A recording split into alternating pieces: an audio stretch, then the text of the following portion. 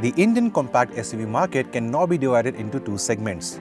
The smaller sub-4 meter offerings and then the slightly bigger ones, which include the likes of the Duster and the Creta. And this has been possible with the launch of SUVs like the TUV 300 and the Vitara Brezza. These two models are giving sleepless nights to the EcoSport, and the reason why Ford slashed the price of the diesel version by as much as 1.1 lakh rupees recently. In fact, with this new pricing, the EcoSport is almost as affordable as the Vitara Brezza and the TUV 300. So, which is the best pick among these three offerings? Well, this is the big question, and if you want to know the answer, stay tuned for the next few minutes. Round 1 starts with the design. An SUV is supposed to look big and muscular with ample road presence to turn heads, and this is where Mahindra has done a commendable job with the TUV. It might not be the prettiest thing on wheels, but with its brownie looks, tall height and design lines which seem to have been inspired from an American manufacturer, this one will earn its share of attention on the road. Next, the EcoSport. The thing we like about this SUV is the placement of the spare wheel on the boot. It does add macho-ness at the rear, which complements the elegant and sharp-looking front design.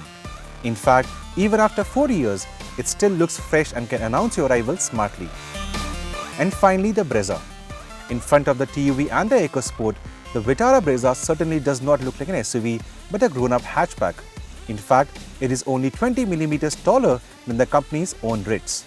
That aside, the design is really good and makes you take notice. We like the dual-tone color theme, but sadly, it is only offered on the top-end version. If you want a smart-looking urban vehicle, the Brezza has to be it. Next, the interiors. An SUV is supposed to give you a high seating posture as you tower over small cars on the road. In this regard, the TUV works very well. Ingress is not as good as the other two, but once inside, this is the one that will give you the best SUV-ish feel. And this does not come at the cost of dull design or low quality. Mahindra has surprised us with the way they have packaged the TUV 300. There is lots of space in the first row, cabin design is really good for a Mahindra, and there are a lot of places to keep your knickknacks. What we don't like is the placement of the power window switches. Just not done. Second, the TUV is the only one to offer 7 seats.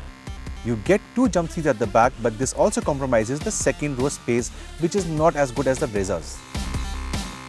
Talking of which, the Brezza, like the EcoSport, gets an all-black cabin which looks very similar to that of the S-Cross. In fact, the Brezza shares a lot of things with other Maruti cars. The power window switch console and stalks, for example. Space is impressive given that it's a sub-4 meter car. But that said, quality of materials is a letdown. Cost cutting is evident and doesn't give you the rich feel that the Ford has to offer. Now both the rows offer very good space and are comfortable.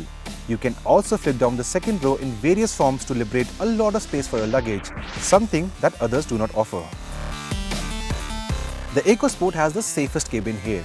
6 airbags on offer under 10 lakh rupees is a big deal. The doors also close with a reassuring thud. The cabin feels rich and is smartly designed, but that said, the small infotainment screen now looks dated and the rear seat space isn't the best around. But we still love the EcoSport for the way the seats hug you and the steering feels to hold.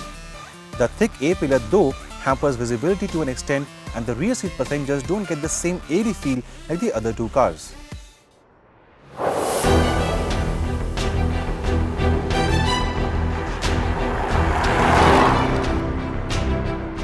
The EcoSport is the only one to offer petrol engine options. In fact, it offers 2. The 1-litre EcoBoost with a manual gearbox and the 1.5 with both an automatic and a manual. But for this comparison, we will stick to the diesels here. The 1.5 TDCi offers the highest power, 100 PS versus 85 for the TUV and 89 for the Brezza. It also offers more torque than the Brezza but less than the TUV. In real-world driving conditions though, the EcoSport feels the best. Turbo lag is really well controlled and NVH levels are easily the best. The gearbox works very well, and if you want to pick a winner in round number 3, it has to be the EcoSport. It does not offer you magical fuel economy figures of the Brezza, but will still keep you happy with over 16 kmpl in city conditions regularly. The TUV gets the tried and tested 1.5 litre from the Quanto, but in this one, it is offered in a different state of tune. It is the torquiest of the lot, but weight can hamper performance, and the TUV is a perfect example. It is the slowest of the lot, but that said, the engine responds beautifully to part throttle inputs. NVH levels are impressive for a Mahindra, but low RPM vibrations can be annoying. It is the least efficient, but the trump card is the optional AMT, something that the others do not offer. No surprise then, the TUV has overtaken the EcoSport in terms of overall sales. The Brezza is the lightest one here, but also has the smallest motor. The engine does have a bit of turbo lag and is not the best for city usage. That said, it offers remarkable fuel economy and is a tried and tested unit that will last for a couple of lakh kilometers before requiring major attention. In terms of driving, though they are supposed to be SUVs, the EcoSport and the Brezza offer a car-like driving experience. The EcoSport will impress you with its fine ride quality and excellent NVH levels. That said, the thick A-pillar can be an issue in city usage, and this is where we like the Brezza, but only if the ride quality could have been slightly softer. It does handle broken roads very well and feels stable at highway speeds. This also brings us to the TUV, which offers a mix of the other two. Ride quality on city roads is great and it feels very stable over broken tarmac at high speeds. You can't throw the TUV into corners like the other two, but you can get that very important SUV feel while driving it. In terms of safety, the Brezza is the only one to offer a driver side airbag as standard.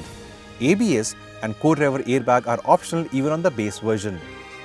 Likewise, the TUV also offers you ABS and dual airbags as optional in the base T4 version. Sadly, the EcoSport's base version does not get this important safety features even as optional. And finally, the pricing and the verdict. The Brezza is the most affordable of the lot, and no doubt people are lining up at showrooms for this one. It looks nice, has a lot of space, comes with a tried and tested engine and has an important Maruti's backup.